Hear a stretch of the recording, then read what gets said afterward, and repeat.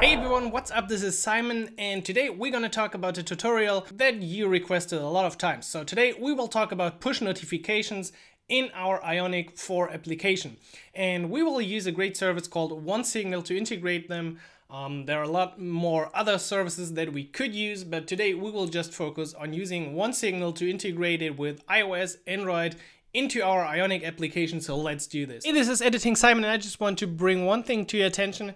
In this video, I use a dark mode for my editor. So previously we used a light mode, now we're using a dark mode, and let me know below in the comments which of those modes you prefer. Maybe not personally, but inside a video, so you know what to do. I've already created a blank new Ionic application, and I just need to tape one more because that's going to be a long tutorial. So what we did so far is creating a new Ionic project and then install the Ionic OneSignal Cordova plugin and also the Ionic native OneSignal packages. So these packages are just like all the other things inside Ionic native, pretty great. If you also want to do some icon stuff, you're gonna have to go through this part, but for us, the only thing we need to do is install them and then move on to the app module and import them, add them to the providers, just like we always did so far. So let's close all of this. And we will actually jump around a bit because the integration will take some time, then we will see how many time we got left. So where do we continue? Actually, there's so many parts where we could continue. But I will say you first of all go to OneSignal, and let me just bring in basically everything that we need. So if you don't got an OneSignal account, you can easily sign up for free and use the service for free as well. So I'm not paid or I don't get any money from OneSignal, I just like their service. So then you go ahead and create a new application, and once you're in the application, you can see the native app platforms. And here we have to add Apple iOS and Google Android, which I already did, but I will guide you through the steps that we need to take in order to get our app set up in here. So if you get your application, first of all, make sure that it got the right identifier. So this is the bundle identifier, and we will use it both on Android and iOS. That's basically the app ID that will be used in your profiles. So make sure it is something, of course, not like this. That would be my example, but pick something, whatever it is, with your domain name or your real name, and then maybe the project name, and that's it. And then you're gonna have to keep this in mind and use it in a few other places. So if you go to your Apple developer program, so developer.apple.com, and then to certificates, identifiers, profiles, and then to the app ID section, you can go ahead and register a new app ID. And in here, you're gonna need, first of all, the name, that's whatever. And then in here, you need to make sure that you put in the bundle ID that you took from right here. So add this one. In here, you can also enable the push notifications, but I think this will also be enabled by default later on with another step. So create this app ID, and then you should find it in the list of your app IDs.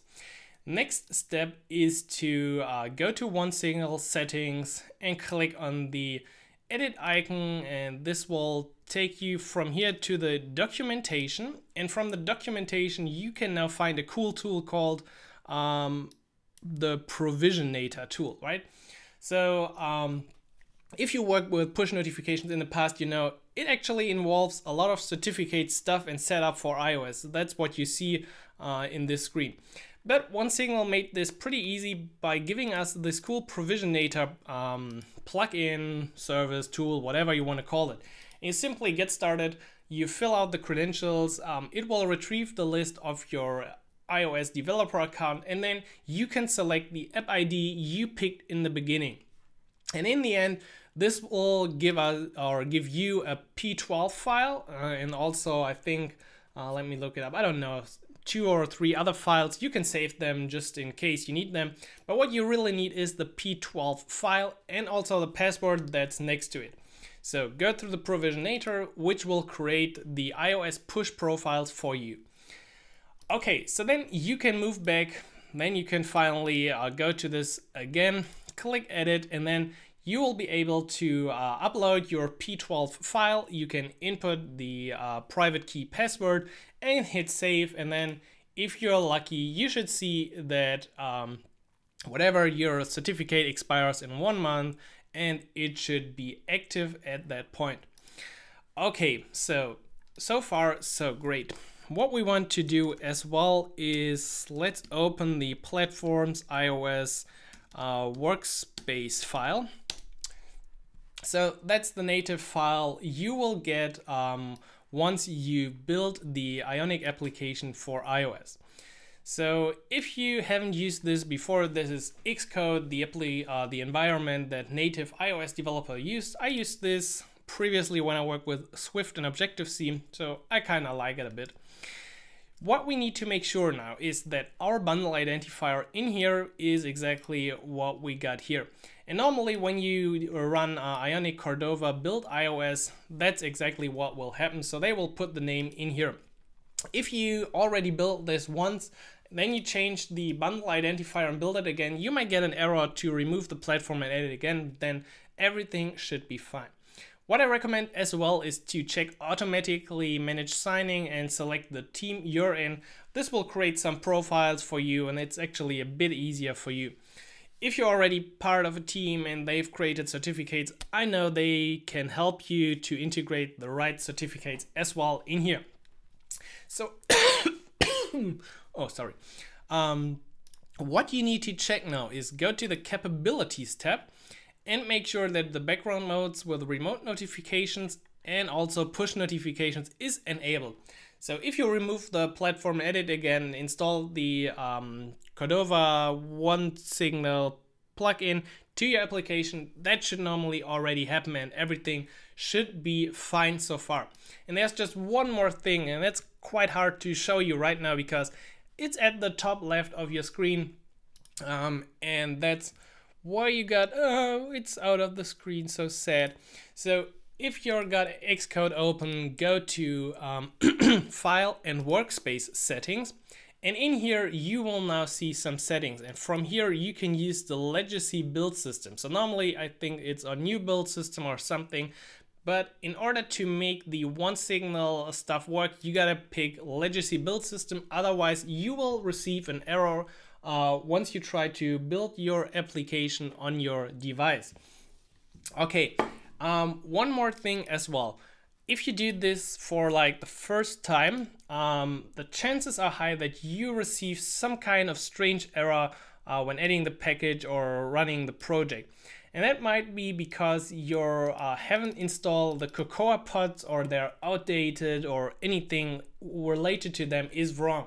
So as you can see, actually OneSignal already gives you this information that you might need to run gem install Cocoa pods and then pod repo update to update the Cocoa pods, which are, I think, used within the SDK of OneSignal. So correct me if I'm wrong.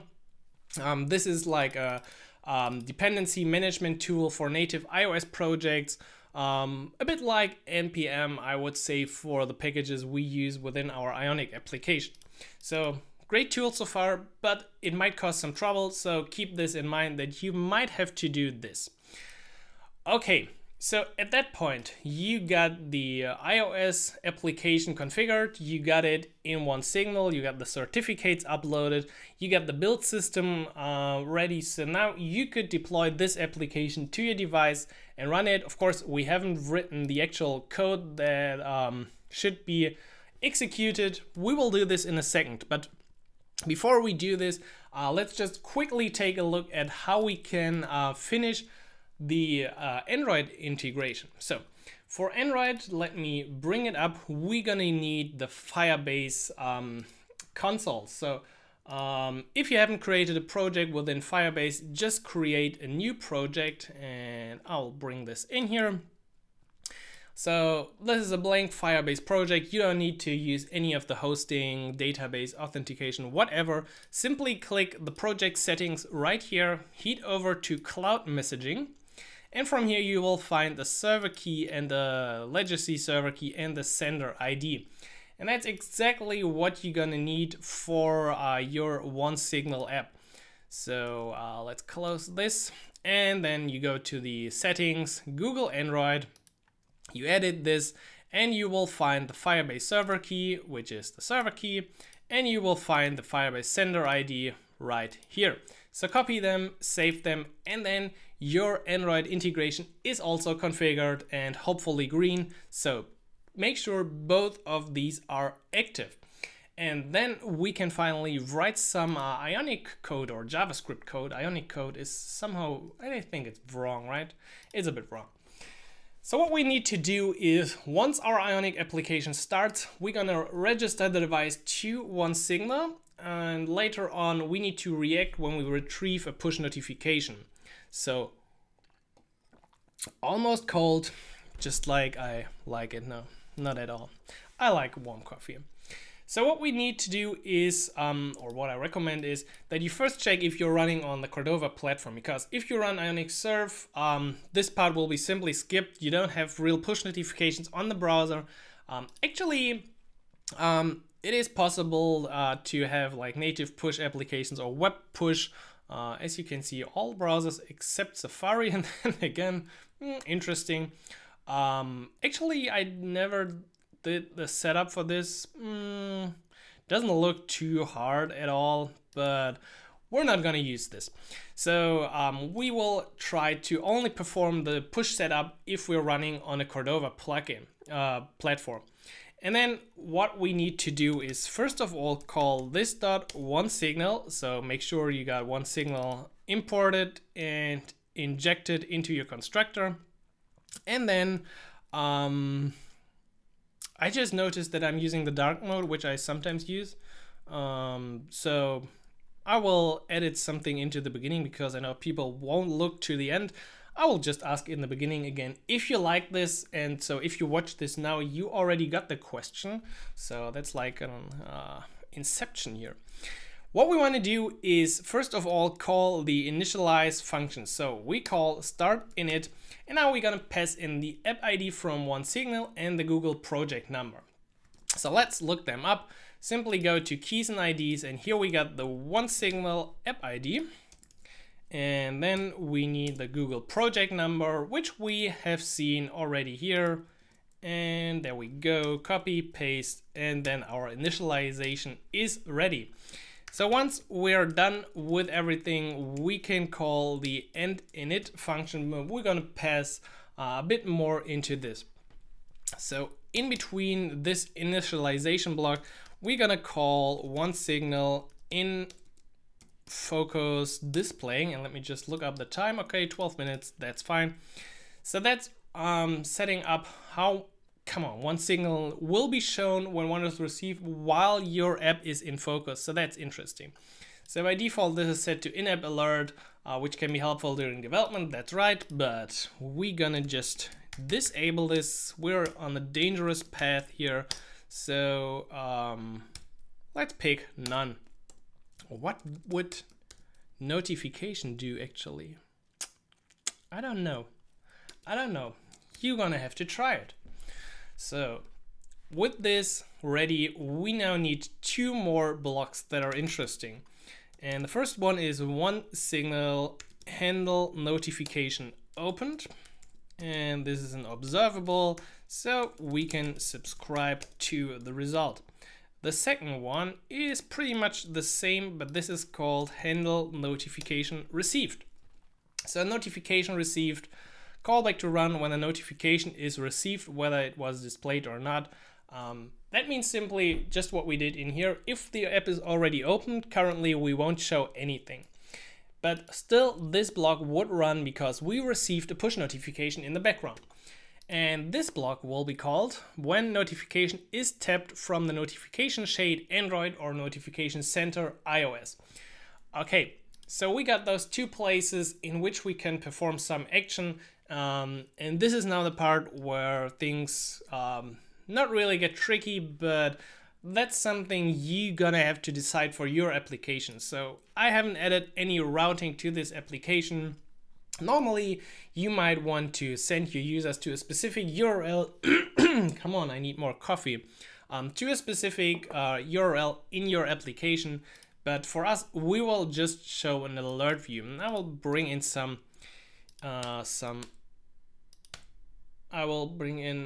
okay, I just picked the wrong. Let's do this in another order because otherwise my brain explodes. So from the data, we actually get nice code completion. So you can simply tap into data and then you will see what's included in here. And the most important or the interesting stuff is in the payload. So we will find the body, the title, and also something called additional data, in which we can pass basically everything that we want. So in our case, or what I came up with for this tutorial, we might pass a little task that we can then display on our alert button. So you could also pass in the button names, or this could be the ID of a profile you're gonna open or an article you're gonna open and promote. Whatever it is, you can pass it to the additional data and then read it in here and find it. And we will see how to pass this information to the push notification, of course, in the end as well. And so for notification opened, I will just skip this a bit and just want to highlight that data notification payload is needed in this case. And in that case, it's just data payload. I'm not exactly sure why this is the case. I think I also said this in the last video when I used OneSignal. I just don't know. Just make sure that you pick the right payload from the object, of course. Otherwise, you would anyway get an error within your code. Okay, so that's all for the push notification setup. I have already deployed the application to my iOS device, which I now recommend you do as well. And if you have an Apple Watch, I recommend you take it off because I've been trolled by this little watch a few times already because I was trying to send myself push notifications, which ended up on the watch and I didn't really notice it, and I was debugging why there were no notifications. So just put the watch aside and let's do the push. So if you're logged in for the first time, you will see, oops, interesting. Let's see, view all users. You will see that a new user is added. And from here, you will see player ID. That's basically, I think, what OneSignal is using to target the users.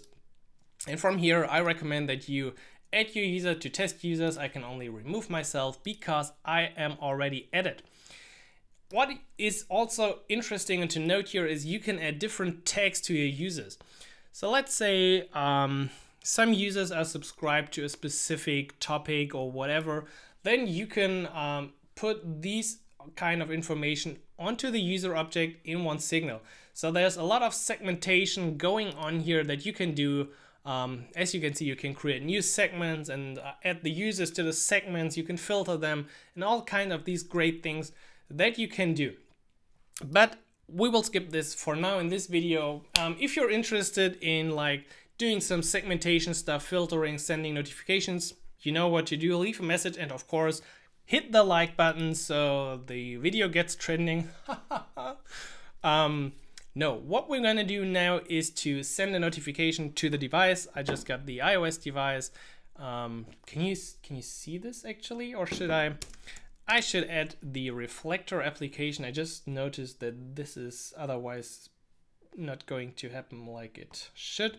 So let's connect our application with the great code 0847. Can only be a great application. So where we go? There we go. Let me bring it in. And now, oopsie doopsie, not that big, my friend. I think this should be above my image. So let's try to send a message to our application. Now things get interesting. Let's do a new message, new push.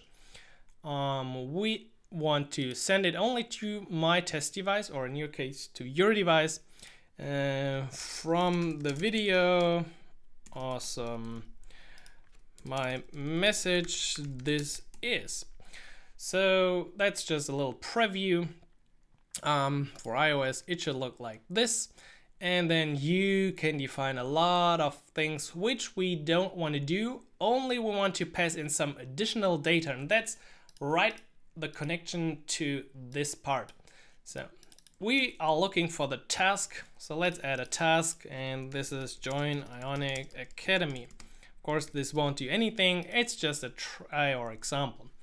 You can leave everything else blank and then confirm, send immediately, begin sending, confirm, 101, send message, and hopefully we should know. There we go. I really love when the part with push notification actually works. I'm always a bit scared.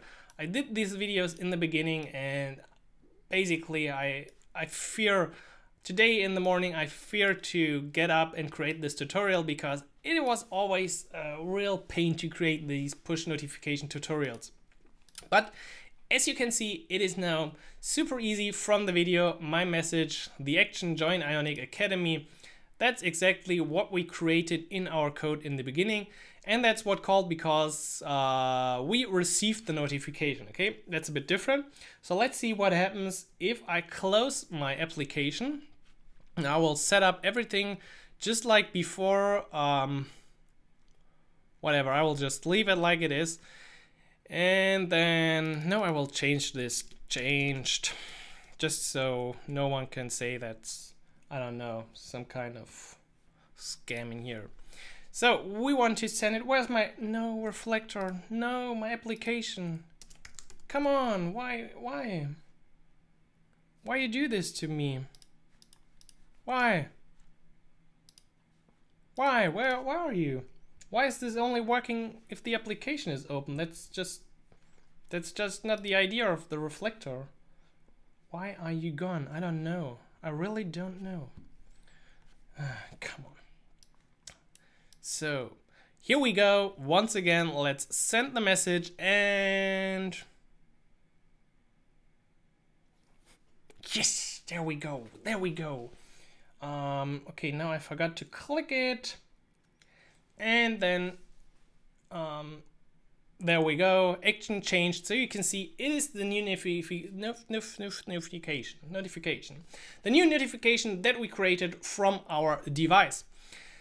So from here, where to go? Bonus code. Okay, I forgot one thing, which actually makes OneSignal pretty awesome, and that is the REST API. I don't know how I could forget about this, maybe because I was basically already heading downwards to get lunch.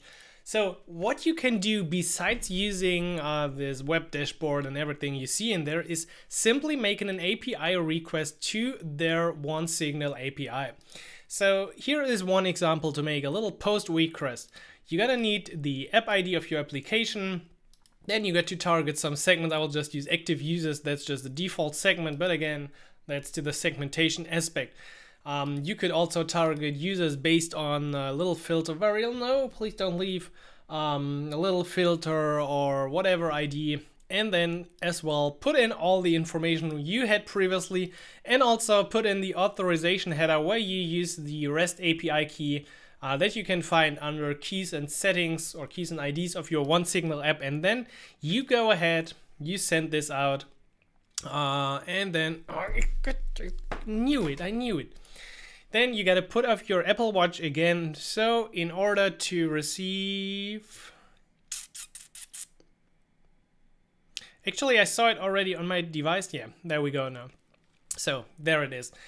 I just want to prove that both works. The web dashboard, if you just want to specific or target some users and do it occasionally, or use the REST API if you already got a server in place. And that brings us to the end of the video. I hope you enjoyed this video on real push notifications for both iOS and Android with OneSignal. It's a great service. It is free to get started. It is a REST API that you can use from your own server. So it is basically a plug and play. You can easily add this to your application that already maybe exists. And it's a great alternative to doing it on your own, which can be very tricky. So if you enjoyed this video, make sure to give the like, to subscribe, hit the bell icon, do everything to support this channel, and then I will catch you hopefully inside the next video.